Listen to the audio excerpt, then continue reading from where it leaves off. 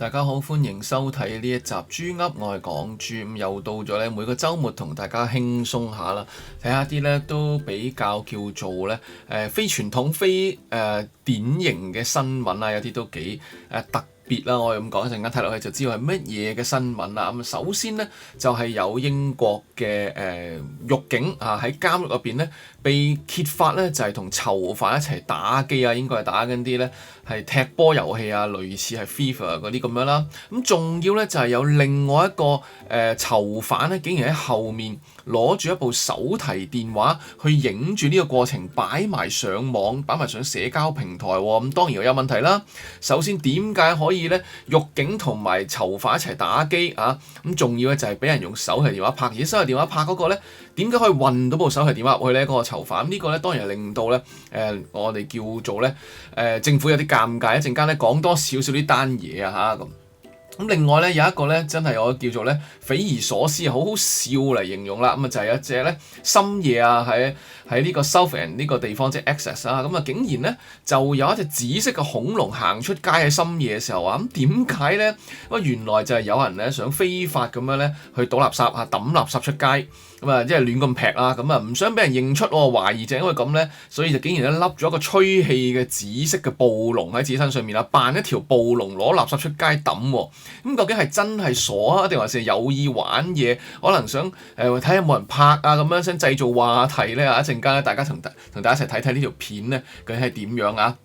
咁最後講呢個咧，都可以話係一個令人感到安慰嘅故事啦，就係一條偏遠嘅鄉村咧，係過去50年啊，居民一路爭取可唔可以有電力供應啊，咁終於咧迎嚟咗咧真係駁到電啦，咁佢哋可以駁電燈啦，又可以咧用個電嘅 kettle 啊煲下茶飲咯喎嚇，要等成50年咧先至電網接通咗噃。一陣間咧講多少少呢一個故事啊。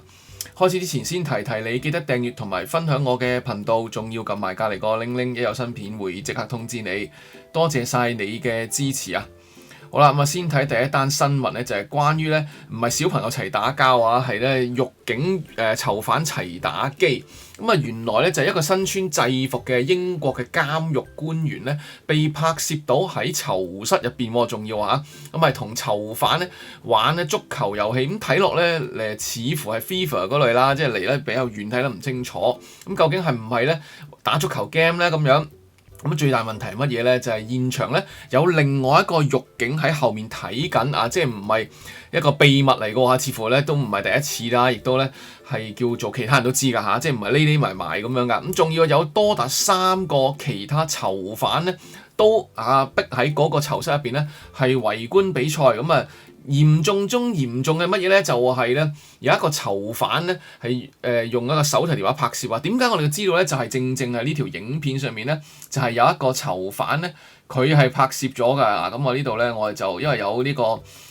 版權問題啦，我就跳嚟跳去，我唔播條片出嚟啦。有一個囚犯咧就拍低咗㗎，用手提電話喺後面企喺後面拍低咗啦。咁然之後咧，仲要見到呢啲監獄人員喺度講笑啊，啲咁樣㗎嚇。呢個咧就係嗰條影片嘅部分嘅內容啦，大家係睇到嗰個啦嚇。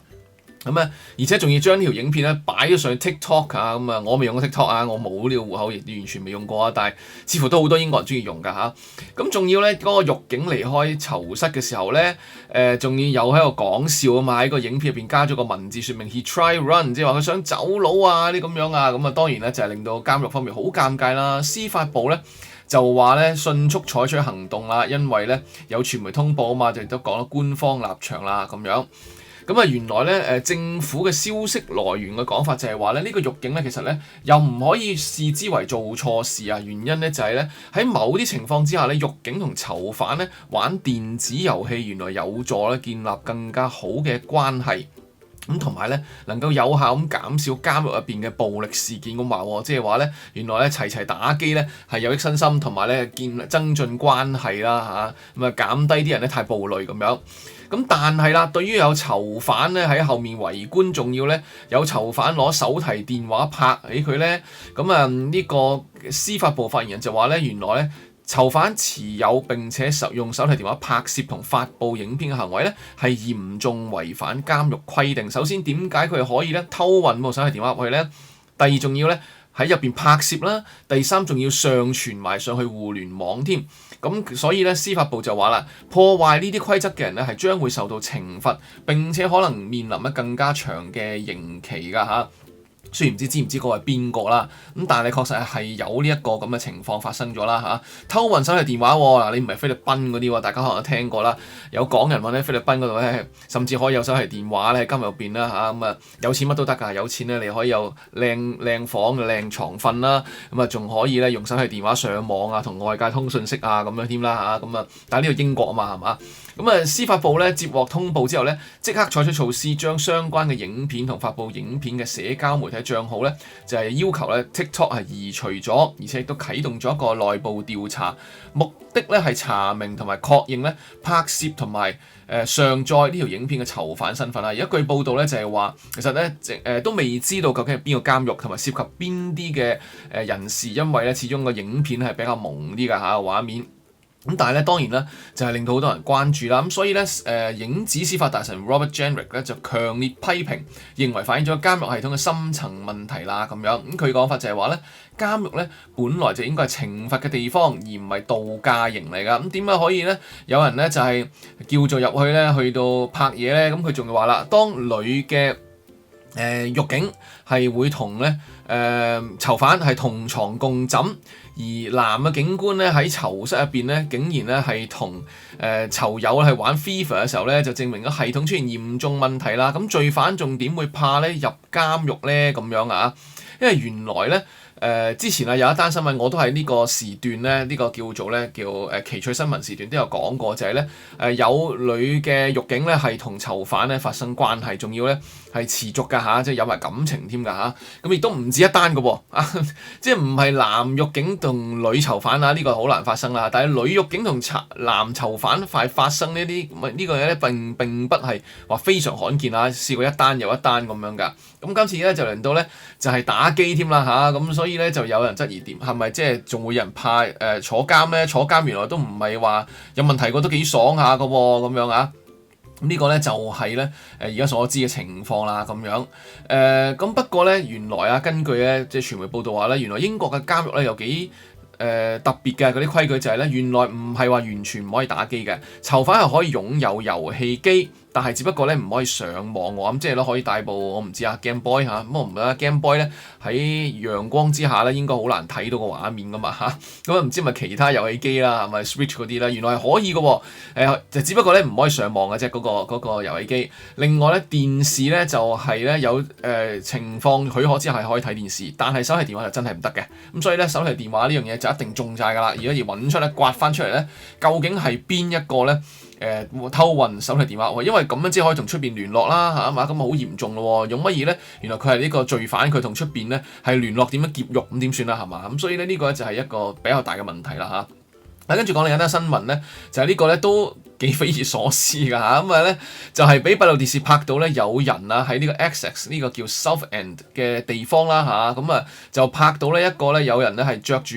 大型嘅紫色嘅暴龍嘅充氣服裝，即係咧個人笠喺入邊啦，然之後充氣嘅，脹晒成條暴龍咁樣嘅，咁然之後咧就係咧喺條街度行喎，咁而且咧呢個暴龍咧唔係淨喺度行咁簡單嘅，仲係非法咧倒垃圾㗎嚇，咁而且咧呢個咧係一條咧都精明嘅恐龍嚟㗎。首先咧佢係先左右望下路面交通情況已經冇車啦，然之後咧搖搖擺擺咁嗱，因為一定要擺擺啦，因為咧佢即係行路起嚟一定冇咁順暢啦，係嘛？笠住件咁嘅夾乸衣係嘛？唔係夾乸衣，即係笠住件咁嘅暴龍衣。咁然之後咧，仲要咧就攞住兩袋黑色嘅垃圾袋咧，抌去呢個行人路上面垃圾桶旁邊一個地方啦。完成之後咧，咁仲迅速離開現場，但係之前咧仲圍繞住一碌電燈柱做咗類似嘅慶祝嘅動作啊，咁好似好開心好 high 咁樣嚇。咁呢個咧就係喺啱啱咧，即係冇幾耐之前啊，一個星期二嘅晚上咧，就係夜晚9點半，亦都唔算好深夜啦，9點半嘅啫嚇。咁而正正咧點解咧就係會有一個恐龍裝扮咧？一個估計咧就係因為咧呢個地方有一個我哋叫做咧閉路電視嘅原因，正就因為呢個地方以前曾經發生過咧有人去到非法傾倒垃圾，咁所以當地嘅地方嘅 council 咧就因應頻繁發生嘅呢個非法傾倒垃圾咧，而特登安裝咗呢個閉路電視，因為就影咗一個人咧，嗰個人都知道你裝閉路電視喺度咧，想影佢倒垃圾，佢係特登挑戰你喎，我就扮到你睇唔出我係邊個啦，嗰啲咁啦，咁我睇下呢個影片啊。呢個咧就係咧見到有傳媒咧擺條影片出嚟，其實好多傳媒都有噶啦。咁啊嗱，呢個咧就係畫面見到啦，有個紫色恐龍啦喺一個嘅路牌下面啦。好啦，咁跟住咧嗱，因為又係咧版權問題咧，我就唔成條片播晒，我即係定格有啲內容啦。咁你見到咧佢左望右望啦，攞住黑色膠袋垃圾啦。好啦，咁啊睇完兩邊都冇車咯喎，咁啊過馬路啦嚇，咁啊行得好快㗎嚇，咁啊行過馬路。好啦，咁啊揸住兩袋垃圾喺度啦，好清楚見到㗎，跟住咧就劈咗喺地下啦，係嘛？好清楚見到，然之後咧就行咯喎，趌咗過去嗰邊咯喎，咁跟住咧去到燈柱嗰度咧，仲要咧即係睇一睇，然之後咧就過馬路啦嚇，咁啊過馬路之後咧，咁啊又喺條燈柱嗰度咧轉一個圈㗎嚇，咁啊係啦，即係繞住個燈柱咧就轉一個圈，好似慶祝咁啊！咁之後當然咧就有電視台咧就訪問啲居民啊，講下呢個情況啊啲咁樣啦，咁啊所以咧都見到咧真係幾令人咧詫異，點解會有啲咁嘅嘢嘅咧？呢個世界點解發生呢啲咁嘅事可以咧係倒垃圾嘅咧嚇？即係有條暴龍喺度，紫色嘅暴龍喎咁樣。咁但係都因為咁樣咧，呢一位咧違法者咧，佢嘅身高體型同個人特徵係完全被遮蓋到，導致當局咧冇辦法識別佢嘅身份。因為咧，如果揾到佢嘅話，可能咧係多達400英鎊嘅罰款㗎嚇。咁但係當地嘅議會咧就係話咧我哋咧而家仲係未正式知道咧係個詳情係點樣㗎嗰啲咁樣啦嚇。咁但係咧就好肯定就係咧呢個人係知道咧 Council 係及住啲人倒垃圾，因為咧根據1990年嘅環境保護法咧，呢個傾倒垃圾係嚴重嘅刑事犯罪嚟㗎。理論上咧係可以判坐監，甚至係咧罰款同埋甚至坐監啊，最高5年監禁㗎嚇。咁但係咧就正因為佢知道係咁樣做啦，又知道你有閉路電視喺度咧，所以特登咧就係有咧即係著咗呢件衫去到避開啦，唔想俾人見到佢自己咧抌垃圾啊！不過我覺得奇怪啦，其實而家好多人咧都用啲智能門鐘有晒 camera 噶嘛，咁佢沿路行出嚟嘅時候咧，有機會俾其他閉路電視影到啊！即係呢個人啊，咁我估佢唔會行成 mile 咁遠咁樣啦，應該都係附近嘅居民咧，都係附近幾條街嘅啫。話唔定有其他人咧係可以捉到究竟邊個係着住呢個暴龍衫咧行翻入佢自己間屋嗰度，咁啊知係邊個做啦，係嘛？咁所以咧應該捉到嘅，如果真係想捉嘅話，問題就係究竟咧有冇人想捉啦嚇？咁但係呢個好笑就係咧竟然咧就係會係去到呢個咧就係抌垃圾喎，即係點解會為咗咁樣咧？有人就覺得咧其實佢唔係話真係驚，而係咧想一個行動抗議啊嚇，因為點解咧？原來當地嘅市議會咧，就係咧有一個咁樣嘅閉路電視，同埋有罰款，可能佢就係想抗議，用行動去抗議啊！你喺度做啲咁嘅嘢，阻我哋抌垃圾啊嘛！我唔同意，我就特登玩嘢，特登俾你睇下我玩嘢咁啊！可能係咁樣喎，鬥氣嚇，唔知大家又點睇咧？可以留言分享一下嚇。好啦，咁最後講呢個咧就係一個偏遠嘅鄉村啦，就係 Northumberland 嘅一個叫Upper Coquet嘅 Valley 啊，呢個地方啦，一個鄉村咁啊，有農場有住宅㗎。經過咧長達50年嘅等待咧，終於係成功接入咗國家嘅電網㗎嚇。咁啊，仲要咧，其實咧唔係因為居民嘅要求㗎，好坦白講，唔係因為居民咧極力爭取，而係因為咧係當地嘅政府需要為當地咧建立一啲緊急通訊而提供嘅電力，因為嗰度需要咧有啲緊急通訊嘅設施，係當地政府需要，咁所以咧電力公司先要駁咗，或者電網係咪電網先駁咗個網絡入去，咁啊益咗呢個 council 可以裝呢啲咁樣嘅設施之餘咧，順手益埋啲居民啦，所以居民咧終於有電咧，有電燈膽咁，同埋咧就係可以咧煲水啦嚇，即係用電水煲啦，最興嗰個 kettle 嚟斟茶噶嘛，咁啊終於可以做到啦。咁呢個咧亦都正因為有緊急通訊嘅需要啦，所以係由內政部同國防部咧係共同出錢㗎嚇，即係咧唔係大家想象中咧就係話係好簡單嘅嘢啊，去到國防部都分出錢㗎咁樣。咁當然啦，咁樣做有乜好處咧？就係唔係話佢真係冇電燈啊，即係點蠟燭啊、煤油燈啊，冇咁誇張嘅。有啲居民咧，佢哋想用電嘅時候點咧？原來佢哋不嬲咧都係有發電機。就係去到咧係幫佢哋自己發電嚇，但係之前咧就要有限度服務啦，你唔會成日用自己發電機噶嘛，咁終於而家就可以隨意咁用現代電器，無需再擔心咧電力負荷過重啦，咁同埋咧穩定嘅電力供應咧都為佢哋農業咧就打下啲基礎啦，因為你做農業嘅時候有電供應都好啲㗎嚇咁樣，包括咧就其中有一家人咧，因為咁就決定咧，我重返咧祖傳嘅嚇。祖先傳落嚟嗰個農舍，仲計劃咧再次重新咧係搞好呢個農場傳承俾下一代啦嗰啲咁樣。不過咧呢個並唔係咧即係話所有地方都可以得到嘅。事實上咧英國仲有啲地方咧偏遠嘅地方，尤其是啲農場啊鄉村嗰啲咧，都仲有咧係冇得上電網嘅狀態㗎嚇。嗱呢個地方咧原來根據資料顯示咧就係一個偏遠地區，居民咧唔到50人㗎嚇。咁其實咧喺呢個上個世紀咧，即係英國各地開始咧駁咗電之後咧，呢個地方係被忽略咗，因為咧原來咧係得幾十人嘅地區，咁所以咧就係咧成本過高啦，唔值得咧為咗幾十友咧就係整個電鋪入去啦，咁所以咧就係咧冇嘅，於是咧就啲居民咧就喺有必須嘅時候咧就用啲發電機去獲取電力，因為大發電機好嘈啦，又貴啦，同埋成日壞嘅，咁所以咧佢哋要精心計劃，啲居民咧要 share 㗎，有必要嘅時候咧盡量咧先至去用，否則的話就唔係必要，最好唔好用啦嗰啲咁樣。咁甚至你話兩家人同時間咧去用一個電水煲去煲下水咧，都有機會咧係會令到斷電，因為實在咧個功率實在太低啦。佢哋平時咧用嗰個所謂發電機啊咁樣，同埋成日都故障㗎，咁夜晚都故障，搞到要出去維修啊咁樣，咁所以結果根本上咧就唔係咧可以好叫做好方便咁使用啊，甚至亦都唔乾脆唔好用啦嚇，即係咧即係成日都煩壞㗎係嘛，咁仲要咧試過有人咧因為咁咧要租一架嗰啲 camper van 嚟頂住先啊，因為冇電啊咁樣咧，咁好唔方便，生活好唔方便啦嗰啲咁樣啊。甚至咧有人係因為講要搬離開嗰個地方啦嚇，咁最終咧就係因為政府嘅戰略需求啦嚇，就要提供緊急嘅通訊，咁所以咧就要有穩定嘅電力供應啦。於是咧就係我做得啦，不如益大棒啦，就全部咧附近嘅住宅一併咧接入咗電網啦嗰啲咁樣。而由於呢個地方嘅土地係國防部所有啦，再加上呢個係緊急戰略需要嘅通訊啦，咁所以資金係由內政部同國防部共同承擔，而且由北方電網公司負責執行。不過佢就話咧係一個好獨特嘅挑戰，技術上面好複雜，因為呢個係位於國家公園入邊嘅範圍，就係全部嘢都要鋪落地下地底嗰度，就唔可以用電塔啊嗰啲咁樣啦，即係原意啊嚇。咁最後咧都係妥協咗，就係點樣咧？有9英里嘅係架空電纜，然之後3英里咧就係鋪咗地下電纜㗎嚇。咁盡量咧就喺會影響到視覺、影響景觀嘅位置咧，就轉咗 underground 嘅去做啦嚇。咁而家終於好開心啦！咁譬如話咧，見到啦，有一個居民咧就係話，終於可以好放心咧，就係用電熱水煲去煲水啦嚇。以前咧想吹下頭咧，都擔心咧係唔係咧吹緊頭嘅時候唔可以煲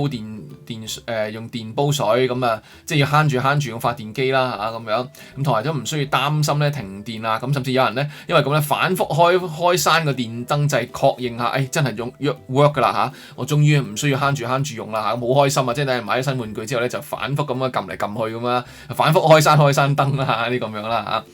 咁而家咧亦都因為咁咧，好似剛才所講啦，有一啲本來搬離開咗嘅人咧，就決定翻嚟呢度去住啦嚇，希望可以繼續經營個農場啦咁樣。不過咧，唔係所有人咧，英國人咧都係咁開心㗎。原來咧，淨係呢個 Northumberland 呢一個嘅郡啊，已經有幾百戶咧，仍然係冇電力供應㗎咁所以咧呢班人咧，呢條村入邊啲人算係好彩㗎啦，佢今次咧係獲得呢個特別嘅對待啊。咁唔知剩翻嗰幾百友啊，淨係呢個郡啊，仲有全英國仲有其他地方都係咁樣㗎。唔知呢啲人咧要使唔使等多50年咧嚇？即係簡約地等多50年先至可以咧係得到電力供應咧？定50年之後都唔會再有咧？嗰時電話都唔知係7G 定8G 嘅時候咧，可能都係仲未有電都唔出奇㗎。大家點睇咧？又會唔會願意住喺呢啲地方咧？歡迎留言分享一下。